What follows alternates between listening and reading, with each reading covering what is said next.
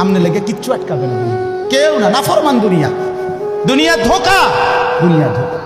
এই আজকে জানাজার দিন আমনের ফুদ বৌজি তারা যে কাঁদছিল সকাল থেকে, কাইন্দা কাইটা দাফন কইরা ঠিকই মাগরিবের পরে তারা ভাত লইয়া বই। কি বলে? হ্যাঁ হ্যাঁ, মাগরিবের পরে হেরা ভাত খাইতে বই। আর আত্মীয় স্বজনে যাইতে ধরে খাবা, আরে যে কান্দাটা কাঁদছো আরো দুটা ভাত লও, আরো একটু গোস্ত লও। কিসের কান্না?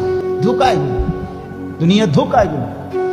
আমার আখেরাত আমার, আমার কবর আমার, আমার মালিকের সামনে আমাকে দাঁড়াইতে হবে। এই জন্য দোস্ত আমার, এমন দুনিয়া না চাই যে দুনিয়া আল্লাহ ভুলায় দেয়, যে দুনিয়া আখেরাত ভুলায় দেয়।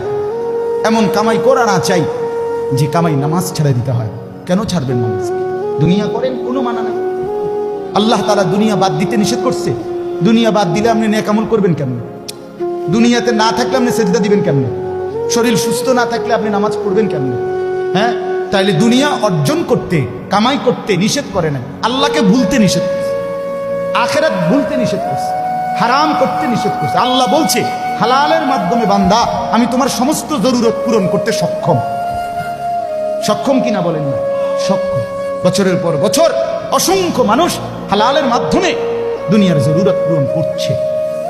আল্লাহ আমাদেরকে বুঝ দান করে।